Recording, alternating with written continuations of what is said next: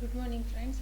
ಇವತ್ತು ನಾವು ಮೂರನೇ ಚಾಪ್ಟರ್ ಆದಂಥ the first farmer and harder ಅಂದರೆ ಪ್ರಾಚೀನ ಕಾಲದಲ್ಲಿ ಪ್ರಥಮ ರೈತ ಮತ್ತು ಪ್ರಥಮ ದನಗಾಯಿ ಕುರಿಗಾಯಿ ಹೇಗೆ ಆದ ಅನ್ನೋದನ್ನು ಈ ಲೆಸನಲ್ಲಿ ನೋಡ್ತೀವಿ.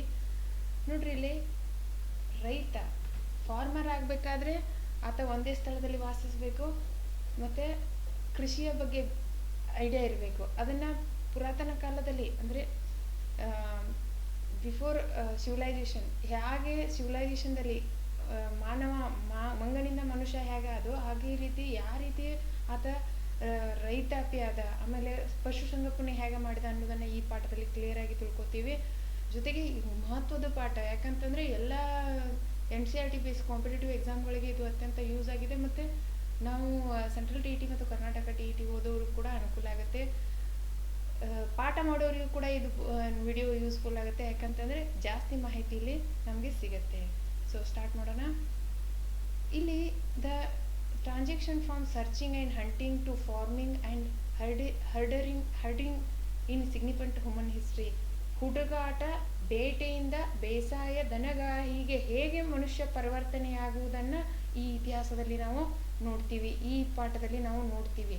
ನೋಡ್ರಿ, ಮೊದಲು ಆಹಾರ ಸರ್ಚಿಂಗ್ ಮಾಡಿದ, ಹುಡುಕಾಡ್ಲಿಕ್ಕೆ ಸ್ಟಾರ್ಟ್ ಮಾಡಿದ, ಆಮೇಲೆ ಪ್ರಾಣಿಗಳನ್ನು ಬೇಟೆ ಆಡಲಿಕ್ಕೆ ಸ್ಟಾರ್ಟ್ ಮಾಡಿದ, ಆಮೇಲೆ ಕೃಷಿಯನ್ನು ಸ್ಟಾರ್ಟ್ ಮಾಡಿದ, ಆಮೇಲೆ ಹೇಗೆ ದನಗಾಯಿ ಆದ, ಹೇಗೆ ಪಶುಸಂಗೋಪನೆಗೆ ಬಂದ ಅನ್ನೋ ಇತಿಹಾಸದ ಪರಿವರ್ತನೆಯನ್ನು ನಾವು ಈ ಪಾಠದಲ್ಲಿ ತಿಳ್ಕೋಣ. Beginning of the farming and herding. ನೋಡ್ರಿ, ಇಲ್ಲಿ ಬೇಸಾಯ ಮತ್ತು ಪಶುಸಂಗೋಪನೆ. ಇಲ್ಲಿ ನೋಡ್ರಿ, ಕ್ಲೈಮೇಟ್ ಹೇಗೆ ಚೇಂಜ್ ಆಗ್ತಾ ಬಂತು, ಹಾಗೆ ಪರಿಸರದಲ್ಲೂ ಬಹಳಷ್ಟು ಪ್ಯಾಲೋಲಿಥಿಕ್ ಯುಗದ the climate of world change near the end of palaeolithic age and so plants, animals, people use food also change.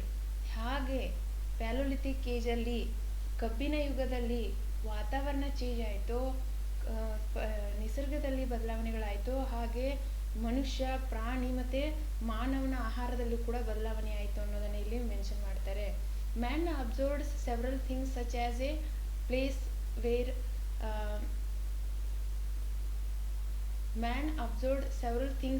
the place where audible plants were found, how seeds broke off from slack and how new plants sprout from them. ಏನು ಹೇಳ್ತಾರೆ? ಮನುಷ್ಯ ಜನರ, ಸಸ್ಯಗಳ, ಪ್ರಾಣಿಗಳಲ್ಲಿ ಬಹಳಷ್ಟು ಬದಲಾವಣೆ ಅಂತ ಅದನ್ನು ಕಾಣ್ತೀವಿ. ಖಾದ್ಯ ವಸ್ತುಗಳು ಕಂಡುಬರುವ ಸ್ಥಳವು, ಕಾಂಡಗಳಿಂದ ಬೀಜಗಳು ಹೇಗೆ ಹೊಡಿತೇವೆ, ಬೀಜಗಳಿಂದ ಮೊಳಕೆ ಹೇಗೆ ಬರುತ್ತೆ, ಮೊಳಕೆ ಬಂದದ್ದು ಮರ ಹೇಗೆ ಆಗುತ್ತೆ ಅನ್ನೋದನ್ನು ನಾವು ಇಲ್ಲಿ ಮನುಷ್ಯ ಅಧ್ಯಯನ ಮಾಡಲಿಕ್ಕೆ ಸ್ಟಾರ್ಟ್ ಮಾಡ್ತಾನೆ. ಆಮೇಲೆ they began looking after plants, protecting them from birds and animals so that crop could grow properly and seeds should ripen easily. In the way people become farmer. ಹೇಗೆ ಕಾಡು ಮಾನವ ಕೃಷಿಗೆ ಬಂದ ಅನ್ನೋದನ್ನು ಇಲ್ಲಿ ಹೇಳ್ತಾರೆ. ಒಂದು ಬೀಜ ಹೇಗೆ ವಾತಾವರಣದಿಂದ ಮೊಳಕೆ ಬರುತ್ತೆ, ಮೊಳಕೆಯಿಂದ ಮರ ಆಗುತ್ತೆ, ಮತ್ತು ಆ ಮರವನ್ನು ನಾವು ಹೇಗೆ ಸಸ್ಯಗಳಿಂದ, ಪ್ರಾಣಿಗಳಿಂದ, ಪಕ್ಷಿಗಳಿಂದ ಸಸ್ಯಗಳಿಂದ ಮತ್ತು ಪ್ರಾಣಿಗಳಿಂದ ಬೆಳೆಸುವುದರಿಂದ ನಾವು ಉತ್ತಮವಾದ ಬೆಳೆ ತೆಗೆಯಬಹುದು ಅನ್ನೋದನ್ನು ಇಲ್ಲಿ ಕಲ್ತ್ಕೊಂಡ್ರು. ಸೊ ಈ ವೇದಲ್ಲಿ, in the way peoples become farmer, ಹೀಗೆ ರೈತರಾದರು. Women, man, children could also attract team and animals that were relative gently by living food from them near in shelter. ಎಲ್ಲಿ ಯಾವಾಗ ಮನುಷ್ಯನಿಗೆ ಸಸ್ಯಗಳ ಬಗ್ಗೆ ಅರಿವು ಮೂಡ್ತೋ, ಅದರಿಂದ ಬೀಜ ಹೇಗೆ ಬಂತು, ಬೀಜದಿಂದ ಮರ ಹೇಗಿತ್ತು ಅನ್ನೋದನ್ನು ತಿಳ್ಕೊಂಡು ಅಲ್ಲಿಂದ ರೈತ ಆದ ಆದಿಮಾನವ. ಆಮೇಲೆ ಮಹಿಳೆಯರು, ಪುರುಷರು, ಮಕ್ಕಳು ತಮ್ಮ ಮನೆಯ ಪಕ್ಕದಲ್ಲಿ ಪ್ರಾಣಿಗಳನ್ನೇ ಹೇಗೆ ಆಕರ್ಷಿಸಬೇಕು, ನಮ್ಮ ಮನೆ ಹತ್ರನೇ ಹೇಗೆ ಇರಬೇಕು ಅನ್ನೋದನ್ನು ಥಿಂಕ್ ಮಾಡ್ಲಿಕ್ಕೆ ಸ್ಟಾರ್ಟ್ ಮಾಡಿದಾಗ, these animals such as sheep, goats, cattles, also pigs lived in herds, most of them eat grass. ಯಾವ ಸಸ್ಯಾಹಾರಿ ಪ್ರಾಣಿಗಳು ಅವುಗಳನ್ನು ನಾವು ಸಾಕಬಹುದು ಅನ್ನೋದು ಅರಿವು ಬರುತ್ತೆ. Often people protect these animals from attacks by other wild animal. This is how they become herders. ನೋಡ್ರಿ, ಯಾವಾಗ ಸಸ್ಯದ ಬೆಳವಣಿಗೆ ಆಯಿತೋ, ಆ ಸಸ್ಯವನ್ನು ಅವಲಂಬಿಸಿದ, ಆ ಹುಲ್ಲನ್ನು ಅವಲಂಬಿಸಿದಂತಹ ಪ್ರಾಣಿಗಳನ್ನು ಸಾಕಲಿಕ್ಕೆ ಇವರಿಗೆ ಅರಿವು ಬಂತು. ಅದರ ನಂತರ ಅವುಗಳನ್ನು ಕಾಡು ಪ್ರಾಣಿಗಳಿಂದ ರಕ್ಷಿಸಬೇಕು. ಯಾಕಂತಂದರೆ ಅವೇನೇನು ಡೊಮೆಸ್ಟಿಕ್ ಎನಿಮಲ್ಸ್ ಆಗಿರ್ತಾವ. ಆ ಡೊಮೆಸ್ಟಿಕ್ ಎನಿಮಲ್ಸ್ ಸಾಕು ಪ್ರಾಣಿಗಳಾಗಿರೋದ್ರಿಂದ ಸಿಪ್, ಗೋಟ್, ಕೆಟಲ್ಸ್, ಪಿಗ್ಸ್ ಇದನ್ನು ಹುಲಿ, ಸಿಂಹ, ಚಿರತೆಗಳಿಂದ ರಕ್ಷಿಸಬೇಕಾಗಿರುತ್ತೆ. ಅಂತಹ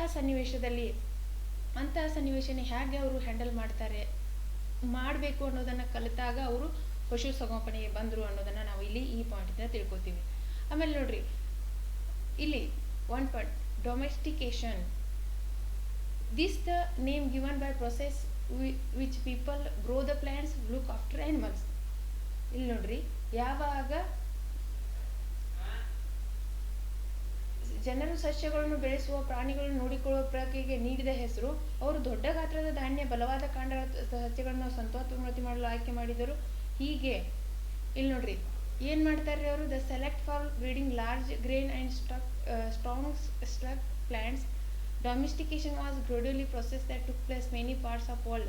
Eastern Mediterranean, ಪೂರ್ವ ಮೆಡಿಟರೇನಿಯನ್ ಪ್ರದೇಶದಲ್ಲಿ 12,000 ವರ್ಷಗಳ ಹಿಂದೆ ಈ ಪ್ರೊಸೆಸನ್ನು ಕಂಡು ಬರ್ತೀವಿ. ಕೇಳ್ತಾರೆ ರೀ, MCQದಲ್ಲಿ ಕೂಡ ಕೇಳ್ತಾರೆ, ಮತ್ತು ಎಕ್ಸ್ಪ್ಲನೇಷನ್ ಕೊಡುವಲ್ಲಿ ನೆನಪಿಟ್ಕೊಳ್ಳಿಕ್ಕೆ ನಾವು ಎಲ್ಲಿ ಇಂತಹ ಫೀಚರ್ಸ್ಗಳನ್ನು ಮೊದಲು ಕಂಡಿದ್ವಿ ಅಂದರೆ 12,000ಗಳ ಹಿಂದೆ ಪೂರ್ವ ಮೆಡಿಟರೇನಿಯನ್ ಪ್ರದೇಶದಲ್ಲಿ ಈ ಲಕ್ಷಣಗಳನ್ನು ನಾವು ಕಾಣಿದ್ವಿ. The process of domestication of animals like sheep, goat, cattle, dog, pig were started in the Neolithic period. People become herders. ಏನಾಗುತ್ತೆ ರೀ, ಕುರಿ, ಮೇಕೆ, ದನ, ನಾಯಿ, ಹಂದಿ ಅಂತಹ ಪ್ರಾಣಿಗಳನ್ನ ಪಳಗಿಸುವಿಕೆ ಈ ನವಶಿಲಾಯುಗದ ಆರಂಭವನ್ನು ಕಾಣ್ತೀವಿ. ಹೀಗೆ ಜನರು ಪಶುಸಂಗೋಪನೆಗೆ ಮುಂದಾದದನ್ನು ನಾವು ಕಾಣ್ತೀವಿ. ಆಮೇಲೆ ಕೇವಲ ಅವರು ಪ್ರಾಣಿಗಳನ್ನು ಯಾಕೆ ಸಾಕ್ತಾ ಇದ್ರು ಅಂತಂದರೆ ಆಹಾರಕ್ಕಾಗಿ, ಬಟ್ಟೆಗಳಿಗಾಗಿ, ಆಮೇಲೆ ಮಾಂಸಕ್ಕಾಗಿ ಆ ಪ್ರಾಣಿಗಳನ್ನು ಸಾಕುವುದನ್ನು ನಾವು ಕಾಣ್ತೀವಿ. ಸೊ ನೆಕ್ಸ್ಟ್ ನೋಡ್ರಿ 3.2 ಸೈಟ್ಸ್ ಆಫ್ ಕಲ್ಟಿವೇಶನ್. ಯಾವ್ಯಾವ ಭಾಗದಲ್ಲಿ ನಾವು ಏನೇನು ಬೆಳೆದ್ರು ಅನ್ನೋದು ಇದು ಅತ್ಯಂತ ಮಹತ್ವದ ಅಂಶ. ಎಷ್ಟು ನಾವು ಅದನ್ನು ರಿಪೀಟ್ ಆಗಿ ಓದ್ತೀವಿ, ಅಷ್ಟು ಕ್ಲಿಯರ್ ಆಗಿ ತಿಳ್ಕೊತೀವಿ, ಅಷ್ಟು ನಮ್ಮ ಮನಸ್ಸಲ್ಲಿ ಕ್ಲಿಯರ್ ಆದ ಒಂದು ಪಿಕ್ಚರ್ ಮೂಡುತ್ತೆ. ನೋಡ್ರಿ, to find out about the first farmer and herders. ಎಲ್ಲೆಲ್ಲಿ archaeology excavated many sites and how found evidence from them all over Indian subcontinent. ಭಾರತದ ಉಪಖಂಡದಲ್ಲಿ ಯಾವ ಸ್ಥಳಗಳಲ್ಲಿ ಏನೇನು ಬೆಳೆದಿದ್ದನ್ನು ನಾವು ಇಲ್ಲಿ ಕಾಣ್ತೀವಿ ಅನ್ನೋದನ್ನು ಇಲ್ಲಿ ವಿವರಣೆಯನ್ನು ನೀಡಿದ್ದಾರೆ. ಮೊದಲನೇ ಪಾಯಿಂಟು ಗ್ರೇನ್ ಆ್ಯಂಡ್ ಬೋನ್ಸ್, ಆಮೇಲೆ ಎರಡನೇದು ಯಾವ ಸ್ಥಳದಲ್ಲಿ ಅಂತ ಕೊಟ್ಟಿದ್ದಾರೆ. ಒನ್ ನೋಡ್ರಿ, ಗೋಧಿ, ಬಾರ್ಲಿ, ಕುರಿ, ಮೇಕೆ, ದನ ಇವುಗಳನ್ನು ಮೆಹರ್ಗರ್ ಪ್ರೆಸೆಂಟ್ ಪಾಕಿಸ್ತಾನದಲ್ಲಿದೆ ರೀ.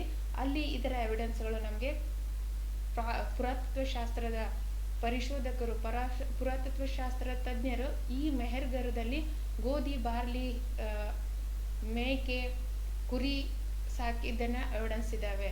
ಆಮೇಲೆ ನೆಕ್ಸ್ಟ್ ನೋಡ್ರಿ, ಮತ್ತೆ ಅಲ್ಲಿ ರೈಸ್ ಮತ್ತು ಎನಿಮಲ್ಸ್ ಬೋನ್ಸ್, ಮುರಿದಿರುವಂಥ ಪೆಗ್ಮೆಟರಿ ಎನಿಮಲ್ಸ್ ಬೋನ್ಸ್, ರೈಸ್ ಮತ್ತು ಪೆಗ್ಮೆಟರಿ ಅಂದರೆ ಛಿದ್ರವಾಗಿರುವ ಪ್ರಾಣಿಗಳ ಮೂಳೆಗಳು ಎಲ್ಲಿ ಸಿಕ್ಕಿದಾವ ಅಂತಂದ್ರೆ ಕೋಹಿಲ್ದ್ವಾದಲ್ಲಿ, ಇದು ಪ್ರೆಸೆಂಟ್ ಉತ್ತರ ಪ್ರದೇಶ, ನಮ್ಮ ಭಾರತದಲ್ಲಿದೆ ರೀ. ಅಲ್ಲಿ ಇದರ ಎವಿಡೆನ್ಸ್ಗಳು ಸಿಕ್ಕಿದಾವ.